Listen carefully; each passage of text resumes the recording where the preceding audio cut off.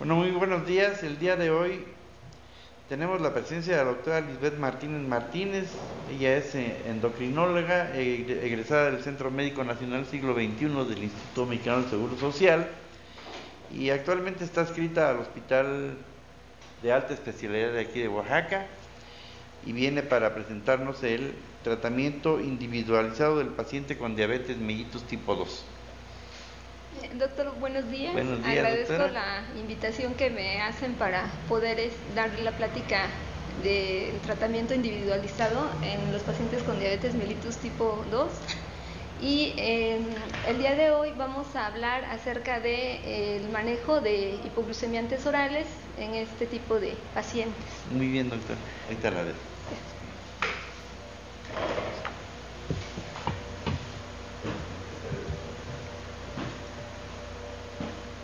Bueno, en la plática del día de hoy voy a compartirles un material que nos fue proporcionado por el programa de becas de la Asociación Americana de Diabetes en el 2014.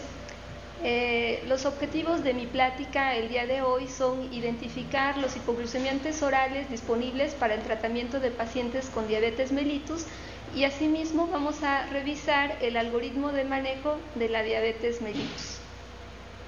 Para iniciar, vamos a hablar acerca de la patogénesis de la diabetes mellitus tipo 2. Antiguamente sabíamos que era solo el páncreas, el músculo y el tejido adiposo los únicos órganos que participaban en la patogénesis de la diabetes mellitus tipo 2, pero en la actualidad, como ustedes pueden ver en la diapositiva, hay muchos otros órganos que están involucrados en el desarrollo de la hiperglucemia. Por ejemplo, el intestino tiene una alteración en esta diabetes mellitus tipo 2 porque hay una disminución en el efecto de las incretinas. El páncreas también contribuye a la hiperglucemia a través de que hay una disminución en la secreción de insulina. A nivel de tejido adiposo hay un aumento en la lipólisis, lo cual también condiciona hiperglucemia. A nivel renal se ha visto que hay una mayor reabsorción de glucosa en los pacientes con diabetes mellitus, y esto también es otro factor contribuyente de hiperglucemia. A nivel muscular hay una disminución de la captación de glucosa. A nivel cerebral, disfunción de neurotransmisores. A nivel hepático también hay aumento en la producción hepática de glucosa, y también en el páncreas hay un aumento en la secreción de glucagón. Todos estos órganos, como ustedes pueden ver, pues son los responsables en la hiperglucemia de los pacientes con diabetes mellitus. Bueno, ahora hablando un poquito de la historia natural de la diabetes mellitus tipo 2, en esta diapositiva ustedes pueden observar cuáles son los cambios que van ocurriendo en estos pacientes, y esto es muy importante conocerlo porque esto también nos ayuda en muchas ocasiones a tener una mejor elección en cuanto al tratamiento, ya sea con hipoglucemiantes orales o a veces ya inicio de insulina en el manejo de estos pacientes. Bueno, en la diapositiva ustedes pueden ver cómo desde el momento en que ya se diagnostica la diabetes mellitus tipo 2, ya hay una disminución en la secreción de insulina por una falla de las células beta, y a medida que pasa el tiempo, a mayores años que pasan, la secreción de insulina se va deteriorando cada vez más. Asimismo, también ustedes pueden ver cómo la resistencia a la insulina inicia desde muchos años antes del diagnóstico y se mantiene a lo largo de toda la duración de la enfermedad. También es muy importante ver que desde antes de que se haga el diagnóstico de diabetes mellitus, ya en los años previos empieza a haber cambios a nivel macrovascular, y también una vez que se diagnostica la enfermedad, pues también se van desarrollando a la par los cambios a nivel microvascular. ¿Cuáles son los objetivos glucémicos que debemos de alcanzar en estos pacientes con diabetes mellitus tipo 2? Bueno, de acuerdo a la Asociación Americana de Diabetes, ellos proponen que la hemoglobina glucosilada A1C debe de ser de menos del 7%, que estos pacientes, para decir que tienen un buen control, sus glucosas preprandiales deben de tener menos de 130 miligramos por decilitro y su glucosa postprandial debe de ser menos de 180 miligramos por decilitro. Pero estos objetivos glucémicos son en forma general. Actualmente nosotros debemos de individualizar estos objetivos dependiendo del paciente que tengamos enfrente. Así ustedes van a ver que hay objetivos mucho más estrictos, por ejemplo, alcanzar hemoglobinas glucosiladas entre 6 y 6.5% para pacientes diabéticos jóvenes que en teoría están un poquito más saludables. Y para aquellos pacientes que son adultos mayores, que tienen ya muchas comorbilidades o complicaciones asociadas a la diabetes mellitus, que tienen hipoglucemias asintomáticas de repetición, bueno, ahí en estos pacientes los objetivos glucémicos deberán de ser menos estrictos y en promedio pues lo que se pide es que tengan hemoglobinas glucosiladas entre 7.5 y 8%. Entonces aquí esto es muy importante tenerlo en cuenta porque a veces cuando estamos enfrente de nuestro paciente pues queremos aplicar objetivos estrictos para todos por igual. Sin embargo, pues no en todos va a ser posible. Bueno, ahora en la siguiente diapositiva ustedes pueden observar cuáles son los sitios de acción de los hipoglucemiantes orales. A nivel hepático, el grupo de hipoglucemiantes que van a actuar principalmente son las biguanidas, las tiazolidindionas y los inhibidores de PP4. Estos medicamentos lo que van a hacer a nivel hepático es disminuir la producción hepática de glucosa. A nivel de músculo esquelético actúan principalmente las sulfonilureas, las biguanidas, las tiazolidindionas y lo que hacen es aumentar la captación de glucosa. A nivel de páncreas también actúan los inhibidores de la DPP4, las sulfonilureas, las glinidas y el mecanismo que tienen para mejorar la glucosa de los pacientes diabéticos es aumentar la liberación de insulina. A nivel intestinal actúan los inhibidores de la alfa-glucosidasa, las biguanidas, y lo que hacen es disminuir la absorción de glucosa. A nivel de grasa actúan exclusivamente las tiazolidindionas y lo que hacen es aumentar la sensibilidad a la insulina. Y a nivel renal tenemos los nuevos medicamentos que han salido recientemente, que son los inhibidores del transportador de glucosa 2, y lo que hacen es disminuir la reabsorción de glucosa a nivel renal. Bueno, ya hablando acerca de las propiedades de los hipoglucemiantes orales, vamos a empezar por las biguanidas. La única biguanida que tenemos disponible en el mercado es la metformina. Su mecanismo de acción de este hipoglucemiante oral es que activa la adenosín monofosfato quinasa, disminuye la producción hepática de glucosa. Las ventajas de utilizar biguanidas en los pacientes es que no condicionan hipoglucemia. En cuanto al peso, hay un efecto neutral, aunque sí hay estudios donde se ha observado que hay reducción de peso, aunque es solo un 2%, y se tiene una experiencia muy extensa con el uso de este hipoglucemiante oral. Tiene más de 50 años en el mercado. Y también en cuanto a enfermedad cardiovascular, parece que hay una disminución del riesgo, pero todavía no se sabe exactamente. Las desventajas de las biguanidas pues son principalmente sus efectos a nivel gastrointestinal. Hay algunos pacientes que no los toleran y pues en algunas ocasiones eso obliga a retirarlo o cambiarlo. También puede condicionar acidosis láctica, aunque no es algo que se vea muy frecuentemente. Y también algo que hay que tener en cuenta es que la metformina con el uso prolongado pudiera condicionar deficiencia de vitamina B12. De ahí que pues sí es importante monitorizar este tipo de vitamina en pacientes que utilizan el medicamento ya en forma crónica. También una ventaja que tienen las biguanidas es que tienen un costo bajo. Ahora, en relación a lo que son las sulfonilureas y las meglitinidas, su mecanismo de acción es que cierran los canales de potasio dependientes de ATP, aumenta la secreción de insulina. También son medicamentos de los cuales se tiene una experiencia extensa, disminuyen el riesgo a nivel microvascular.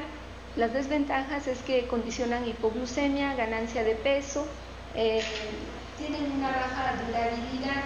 ¿Eso qué quiere decir? Que pues, con el paso del tiempo cada vez van siendo menos eficaces, y también su costo es bajo.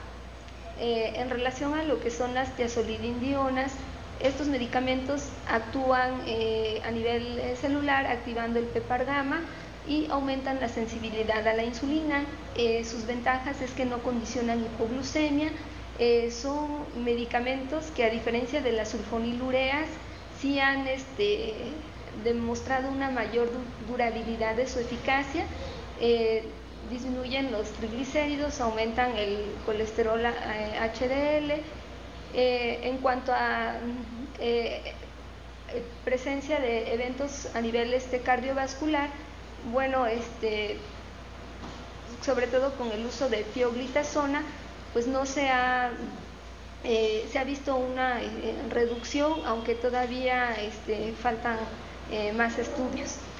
Con las tiazolidindionas, las desventajas que se pueden observar es que hay ganancia de peso, los pacientes pueden tener retención de líquidos, edema, inclusive pues condicionar falla cardíaca en pacientes que ya tienen enfermedad preexistente. Asimismo pueden presentar fracturas óseas y su costo es alto. Con los inhibidores de la alfa-glucosidasa, pues estos medicamentos inhiben esta enzima que lo que hacen es enlentecer la absorción de hidratos de carbono. La ventaja de los inhibidores de la alfa-glucosidasa, como la carbosa, es que no condicionan hipoglucemia, no tienen efectos sistémicos, disminuyen bastante la glucosa postprandial. Las desventajas es que tienen muchos efectos a nivel gastrointestinal, sobre todo de tipo flatulencia, por lo cual los pacientes tienen que suspender el medicamento porque no lo toleran. También una desventaja es que tienen una modesta reducción de la hemoglobina glucosilada A1C y su costo es moderado. Ahora, ya de los medicamentos hipoglucemiantes más nuevos, tenemos a los inhibidores de la DPP4. Estos medicamentos lo que hacen es inhibir la enzima de la DPP4 y por lo tanto se incrementa la producción de lo que es el GLP-1, que es el péptido similar al glucagón tipo 1, y también del péptido inhibidor gástrico, que finalmente lo que van a condicionar es un aumento en la liberación de insulina, entre otras cosas. No condicionan hipoglucemia, son muy bien tolerados estos hipoglucemiantes orales. Las desventajas es que son de costo alto, disminuyen en cantidad moderada la hemoglobina glucosilada A1C y hay algunos reportes, pero todavía está en duda si son condicionados o no por el medicamento, la presencia de pancreatitis, y también pudiera aparecer en algunos pacientes urticaria. Están disponibles en México. De los miméticos de amilina, bueno, de estos hipoglucemiantes no están disponibles en México. lo que hacen es activar el receptor de amilina y por lo tanto hay una disminución en la producción de glucagón, una disminución del vaciamiento gástrico y un aumento en la saciedad. Las ventajas es que induce pérdida de peso, disminuye la glucosa postprandial. Su desventaja es que también tienen una modesta reducción en hemoglobina glucosilada A1C. Su administración es inyectable y además deben de ser frecuente la dosis, son de costo alto. Otro grupo de medicamentos que se han utilizado para el tratamiento de la diabetes mellitus tipo 2 son los secuestradores de ácidos biliares como el Coselevan. Estos secuestradores de ácidos biliares lo que hacen es unir ácidos biliares y por lo tanto disminuyen la producción hepática de glucosa. Las ventajas que tienen es que no condicionan hipoglucemia, no hay efectos a nivel sistémico, disminuyen el colesterol LDL. Las desventajas son que también tienen una modesta reducción en la hemoglobina glucosilada A1C, tienen efectos a nivel gastrointestinal, aumentan los triglicéridos y aumenta también aquí mucho la frecuencia en la toma de dosis del medicamento, son de costo alto y no están disponibles en México. Otro grupo de medicamentos que está reportado que se pueden utilizar para el tratamiento de la diabetes tipo 2 son los agonistas de dopamina 2, como la bromocriptina. Este tipo de fármacos pues lo que hacen es activar el receptor dopaminérgico, modulan el control hipotalámico del metabolismo y aumentan la sensibilidad a la insulina, no condicionan hipoglucemia, tienen un costo alto y una moderada o muy modesta reducción en hemoglobina glucosilada A1C, condicionan mucho mareo, síncope, náuseas y fatiga. Y bueno, realmente en nuestro país nosotros no tenemos experiencia, o sea, con el uso de este tipo de medicamentos, pero cuando se revisa la literatura médica, pues sí, en otros países sí lo llegan a utilizar. Y finalmente tenemos los inhibidores de los glucotransportadores tipo 2 a nivel renal. Estos medicamentos lo que hacen es disminuir la reabsorción de glucosa filtrada en el glomérulo, disminuyen el umbral renal de glucosa y aumentan la excreción urinaria de glucosa. La ventaja que tienen es que bajan de peso, bajan la presión arterial, bajan triglicéridos y en el caso de la canagliflozina también hay una reducción del HDL colesterol. Las desventajas es que pueden condicionar infecciones fúngicas del tracto genital y urinario. Respecto a problemas de malignidad, pues todavía no está bien definido si se presenta o no por el medicamento y puede condicionar alteraciones electrolíticas. Este grupo de medicamentos ya están disponibles en México, hay una amplia gama de moléculas que pertenecen a este grupo, su costo es alto. Bueno, ahora en esta siguiente diapositiva ustedes pueden ver de las biguanidas pues cuáles son los representantes, la metformina normal y la metformina XR, que es de liberación prolongada, viene el gramaje de las tabletas y las dosis diarias de biguanida pues van de 500 a 3.000 miligramos por día. La duración de la acción es de 6 a 8 horas con la metformina estándar y se puede dar a una dosis de 1 hasta 3 veces al día. La hora en que se puede indicar este tipo de hipoglucemiante puede ser con o después de los alimentos. Y algo que es importante es ver qué tanto reduce la hemoglobina glucosilada A1C.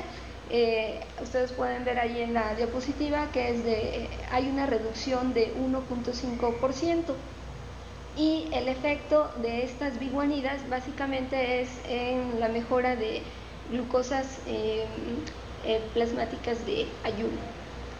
En el caso de la metformina XR, pues bueno, las tabletas vienen aquí de 500, 750, actualmente ya hay tabletas también de 1000 miligramos. Las dosis con esta presentación van de 500 a 2000 miligramos al día. Son de una sola toma al día, lo que mejora más la adherencia al tratamiento. También se pueden tomar con o después de los alimentos. La reducción de la hemoglobina glucosilada A1C pues es la misma que con la metformina estándar. Respecto a las sulfonilureas, bueno, aquí tenemos la glibenclamida, glipizida, la glicazida y la glimepirida. Tal vez en nuestro país las más utilizadas son la glibenclamida y la glimepirida. Y también, bueno, ahí ustedes pueden observar en la diapositiva cuáles son las dosis diarias máximas a utilizar. Se pueden dar de cada 12, cada 24 horas. En el caso de la glibenclamida, la glimepirida puede ser administrada una sola vez al día, y la hora en que se indica su ingesta es antes de los alimentos. Y acá ustedes también pueden observar que la reducción de hemoglobina glucosilada A1C es de 1.5%. Si lo comparan con metformina, o sea, son iguales en cuanto a reducción de hemoglobina glucosilada A1C. Y esto es muy importante tenerlo en cuenta, porque a veces hay como que la idea de que pues las sulfonilureas son más potentes que las biguanidas, pero en realidad tienen la misma eficacia en reducción de hemoglobina A1C. En cuanto a las glinidas, pues tenemos la repaglinida y la nateglinida. También son hipoglucemiantes que se pueden administrar 3 veces al día antes de los alimentos. Y aquí este grupo de hipoglucemiantes orales pues sí puede actuar tanto en glucosas de ayuno como en las postprandiales. Ahora, revisando lo que son las tiazolidindionas, en la actualidad solo existe ya la pioglitazona. La rosiglitazona ya fue retirada del mercado, y de la pioglitazona pues se administra una sola vez al día, tiene una duración de acción de 18 hasta 24 horas.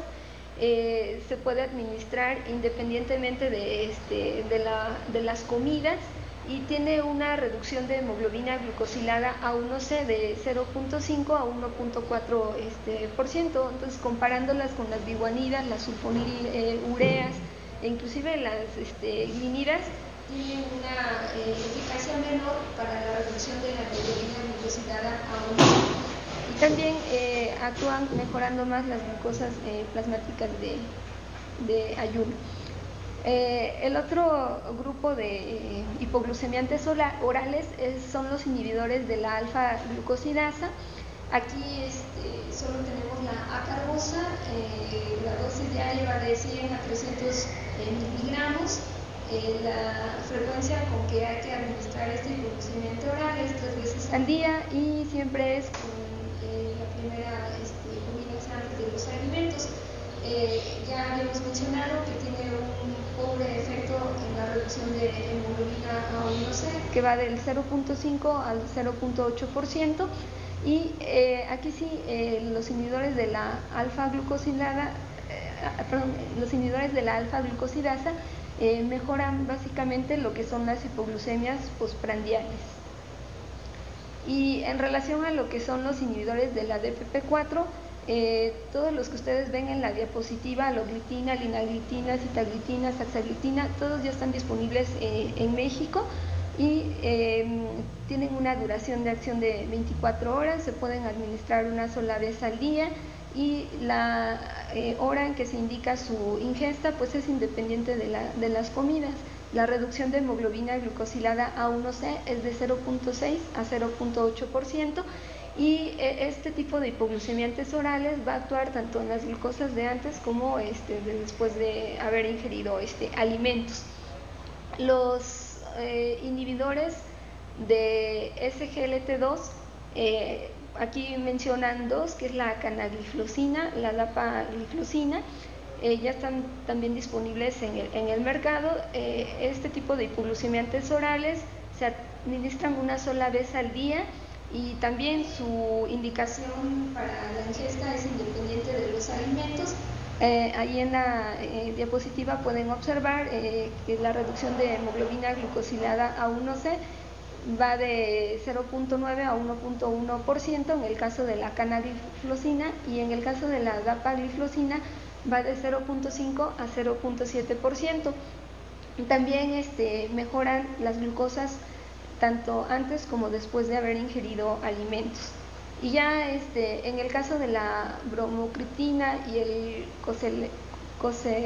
colesedelán, pues estos dos hipoglucemiantes ya les había comentado que está descrito su uso, pero en México pues sí no tenemos experiencia de su uso. Bueno, ahora pasando ya a lo que es el algoritmo de tratamiento, vamos a revisar las guías de la ADA para poder escoger una intervención más apropiada para nuestro paciente.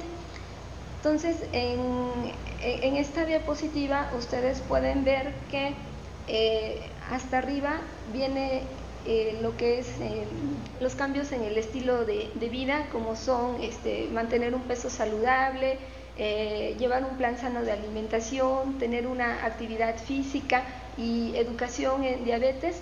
Pues bueno, eso siempre va a estar indicado para todos los pacientes. Posteriormente, el medicamento de primera línea a utilizar, de acuerdo a este algoritmo de la ADA, es el uso de metformina, siempre y cuando pues no haya contraindicación en el uso de este hipoglucemiante oral. La eficacia de la metformina es alta, tiene un bajo riesgo de hipoglucemia, el impacto que tiene a nivel de peso es neutral, o en algunos pacientes sí se ha visto que hay una pequeña pérdida de peso. En cuanto a los efectos secundarios, pues ya habíamos mencionado que son lo que es la acidosis láctica y sus manifestaciones a nivel gastrointestinal, sobre todo la diarrea, ¿no? Su costo es muy bajo. Entonces se puede iniciar con una monoterapia, y si se logran las metas de hemoglobina glucosilada A1C después de 3 meses de tratamiento, pues bueno, se puede continuar el mismo hipoglucemiante oral. Pero si después de 3 meses, o sea, no vemos una mejoría significativa en la reducción de hemoglobina glucosilada A1C, entonces podemos empezar a utilizar combinaciones. Y pues la metformina, como ustedes pueden ver ahí, se puede combinar con sulfonilureas, puede haber una combinación de metformina y tiazolidindionas, puede ser metformina con un inhibidor de DPP4, puede ser metformina con un inhibidor del SGLT2, puede combinarse metformina con agonistas del receptor de GLP-1, o inclusive ¿por qué no? También puede en un segundo paso ya utilizarse combinación de metformina con una insulina basal. ¿De qué va a depender que utilicemos uno u otro hipoglucemiante oral combinado con metformina? Eso va a depender de las características que tenga nuestro paciente, o sea, del acceso que tenga a los hipoglucemiantes orales. Y bueno, ahorita vamos a mencionar todo lo que hay que tener en cuenta. Y ya si con una terapia dual, o sea, no es suficiente después de 3 meses para lograr una hemoglobina glucosilada A1C óptima, entonces podemos pasar a una terapia triple. Y en la terapia triple, por ejemplo, en el caso de que el paciente ya tenga metformina más una sulfonilurea, ustedes pueden combinarla con tiazolidindionas o un inhibidor de DPP4 o un inhibidor del SGLT2 o un agonista de los receptores de GLP-1, o también inclusive se puede combinar metformina, sulfonilureas e insulina. Y también ahí en la diapositiva ustedes pueden ver cómo para cada combinación de hipoglucemiantes orales, se puede agregar una tercera terapia. Y finalmente, pues si no se logran los objetivos ya con una terapia triple, pues entonces ahí nosotros podemos combinar insulina con ¿cómo se llama? Con la insulina basal con insulinas antes de los alimentos, o inclusive se puede combinar el tratamiento de insulina con un agonista del receptor de GLP-1. Bueno, en esta otra figura ustedes pueden observar qué tan estrictos vamos a ser nosotros con nuestro paciente respecto a alcanzar una meta de hemoglobina glucosilada A1C muy estricta o menos estricta, ¿no? Entonces ahí ustedes van a ver que si el paciente tiene una actitud positiva, se esfuerza por querer estar mejor, pues eso es porque probablemente está muy motivado, tiene adherencia a su tratamiento, a lo mejor también ha sido adecuadamente capacitado para su autocuidado. Entonces, en ese tipo de paciente, pues vamos a tratar de que tenga un control más estricto. En los pacientes que están menos motivados, que no tienen adherencia al tratamiento, que no tienen una capacidad adecuada para su autocuidado, pues ahí también tal vez su control va a ser menos estricto. Ahora, también si el paciente tiene un riesgo muy alto para desarrollar hipoglucemia u otros eventos adversos, también si su riesgo es bajo, hay que ser muy estrictos con el control glucémico. Pero si el paciente tiene alto riesgo de hipoglucemia o otros eventos adversos que pongan en peligro su salud, ahí el control tendrá que ser menos estrictos. La duración de la enfermedad de la diabetes mellitus también es muy importante. Pacientes recientemente diagnosticados sí hay que ser un poquito más exigentes con el control glucémico, y aquellos que ya tengan muchos años de evolución con la diabetes, pues ahí tal vez si ya tienen muchas complicaciones, si ya su expectativa de vida ya es corta, pues ahí también seremos menos exigentes con el control de la glucosa. Y pues bueno, abajo también les menciona, ¿no?, la expectativa de vida. Si el paciente tiene una expectativa de vida muy larga, el control de la glucosa también tiene que ser muy estricto, pero si ya su expectativa de vida es corta, pues ya no seremos tan exigentes con nuestro paciente. También si no tiene comorbilidades, hay que ser bien estricto, pues precisamente para que no desarrolle complicaciones. Pero si ya es un paciente con diabetes y múltiples complicaciones asociadas a la enfermedad, pues ya también ahí el control tendrá que ser menos estricto. Si ya tiene complicaciones vasculares establecidas, bueno, el control es menos estricto, pero si no las tiene, pues ahí sí hay que hacer que el paciente tenga un mejor control para que no las desarrolle o se retrase lo más que se puede. Okay. Bueno, entonces, como ustedes pueden ver, el tratamiento de la hiperglucemia de la diabetes mellitus tipo 2 en la actualidad está encaminado a ser cada vez más individualizado. Lo que hay que tener en consideración siempre en la prescripción de hipoglucemiantes orales, inclusive insulina, pues tendrá que ser la edad, el peso, el sexo, la raza, el grupo étnico, así como las comorbilidades que tenga nuestro paciente. Hay que tener en cuenta si es un paciente que ya tiene enfermedad arterial coronaria, falla cardíaca, enfermedad renal crónica, disfunción hepática, o que tiene muchos problemas de hipoglucemia, sobre todo asintomática. Bueno, respecto a la edad, en pacientes que son adultos mayores, que ya tienen una expectativa de vida reducida, que tienen un riesgo alto de enfermedad cardiovascular, que su tasa de filtrado glomerular ya está disminuida, que están en riesgo para eventos adversos por polifarmacia y que tienen mucho riesgo de tener hipoglucemia, bueno, ahí nuestros objetivos de control glucémico deben ser menos ambiciosos y con ellos nos conformaríamos en que tuvieran una hemoglobina glucosilada A1C entre 7.5%, 8%, si no es fácilmente alcanzable nuestro objetivo que idealmente deberíamos de tener. Y aquí hay que tener mucho cuidado con la elección de nuestros hipoglucemiantes con la elección de nuestros hipoglucemiantes orales, y hay que enfocarnos sobre todo a ver siempre la seguridad de los tratamientos que vamos a prescribirles. En el caso del peso, pues ustedes ya saben que la mayoría de los pacientes con diabetes mellitus tipo 2 tienen este problema de sobrepeso u obesidad. Entonces, en ellos, de preferencia, pues hay que ingresarlos a un programa intensivo de cambios en el estilo de vida y elegir para estos pacientes pues medicamentos hipoglucemiantes que no incrementen mucho su peso. Inclusive en algunos de ellos pues hay que ver si son candidatos a cirugía bariátrica. Entonces aquí en esta diapositiva ustedes pueden ver algunas recomendaciones que se sugieren cuando la meta es evitar ganancia de peso. Entonces ya prescribieron los cambios en el estilo de vida, la metformina.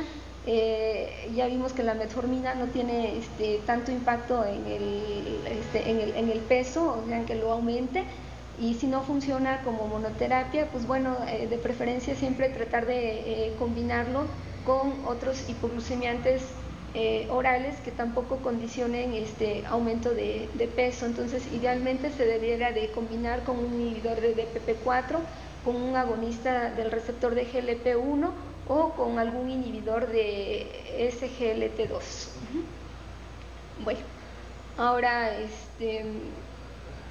en cuanto a otras consideraciones como el sexo, el grupo étnico, racial o las diferencias genéticas, pues también hay que tener esto en cuenta, porque en el caso de los latinos son pacientes que tienen mucho más resistencia a la insulina, o por ejemplo pacientes diabéticos del este de Asia, ellos tendrán más disfunción de la célula beta. También el género puede conducir a efectos adversos, por ejemplo la pérdida ósea con el uso de las tiazolidinedionas, sobre todo en el género femenino, y pues bueno, todo esto también es algo importante a considerar. Y ya pasando a lo que son las comorbilidades, vamos a ver qué pasa con lo que es la enfermedad coronaria. Pacientes diabéticos que ya tienen este problema, bueno, ahí el uso de metformina pues ha demostrado que tiene un efecto benéfico. En estos pacientes lo que hay que tratar siempre es evitarles lo más que se pueda cuadros de hipoglucemia.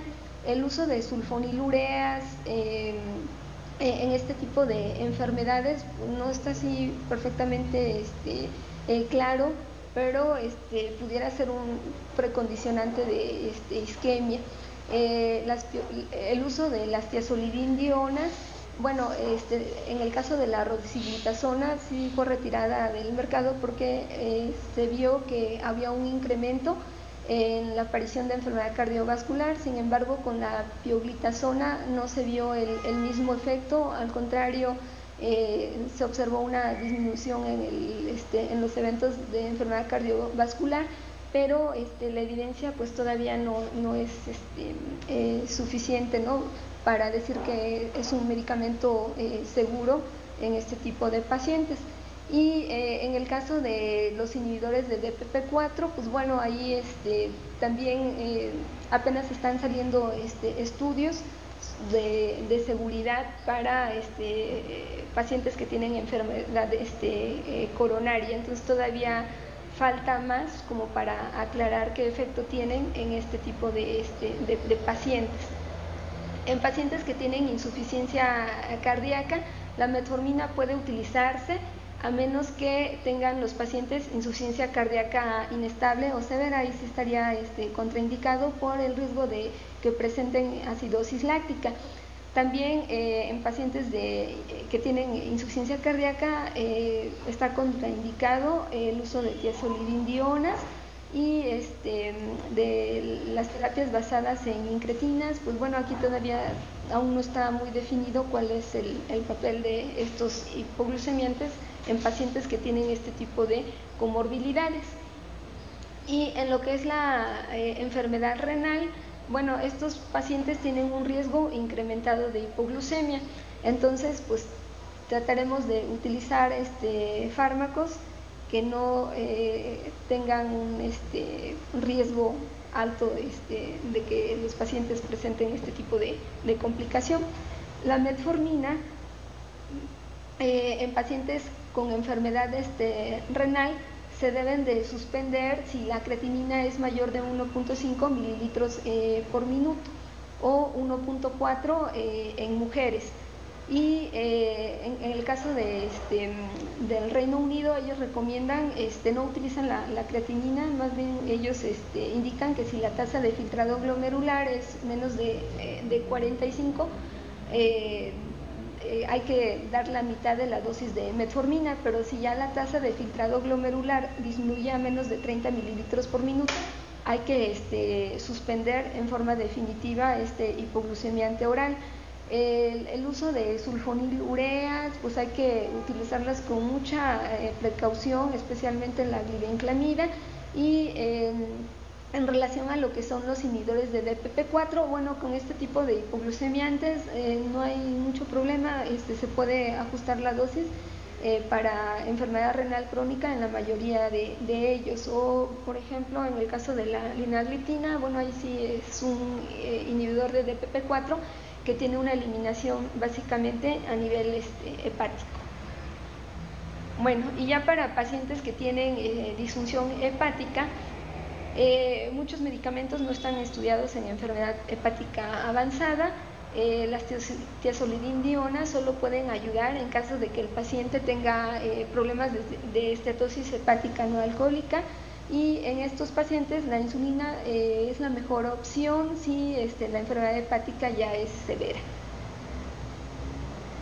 Y finalmente, para pacientes que padecen o cursan con muchos cuadros de hipoglucemia, y sobre todo si son hipoglucemias asintomáticas, que son las más peligrosas, pues bueno, ahí hay que tener mucho cuidado pues con la mayoría de todos los hipoglucemiantes orales. Entonces, cuando nosotros queremos evitar hipoglucemias, pues también aquí ustedes pueden ver en esta diapositiva las diferentes combinaciones que se pueden hacer, y la mayoría de las combinaciones son con fármacos que no condicionan hipoglucemias. Por ejemplo, metformina más tiazolidindionas, metformina con un inhibidor de DPP4, metformina con un agonista de los receptores de GLP-1 o metformina con un inhibidor del SGLT2. Y ya cuando se utiliza una terapia triple, bueno, también el tercer medicamento de preferencia pues debe de ser de riesgo bajo para hipoglucemia. Bueno, y ya cuando la meta es minimizar costos, aquí lo que mencionan es que pues lo más barato después del primer paso, que es el uso de metformina, pudiera ser combinar con sulfonilureas, o puede ser metformina e insulina. Y ya en el caso de que optemos por metformina y sulfonilureas, si no se logran las metas después de 3 meses de tratamiento, pues bueno, ahí sí ya se pudiera agregar algún tercer fármaco, que pudiera ser una tiazolidindiona, un inhibidor de DPP4, un agonista del receptor de GLP-1, o inclusive puede ser metformina, sulfonilurea, insulina. Entonces, dependiendo de nuestro paciente, los recursos que tenga, pues es así como vamos a hacer la elección en la prescripción de nuestros hipoglucemiantes orales. Entonces, en resumen, pues hay varias clases de hipoglucemiantes orales disponibles. Ya revisamos los diferentes grupos que hay de cada uno de ellos. Cada clase difiere de su mecanismo de acción, farmacología, eficacia y perfil de seguridad. Y aquí el mensaje es que pues hay que hacer uso de los algoritmos de tratamiento para ayudarnos en la elección de medicamentos para cada uno de nuestros pacientes.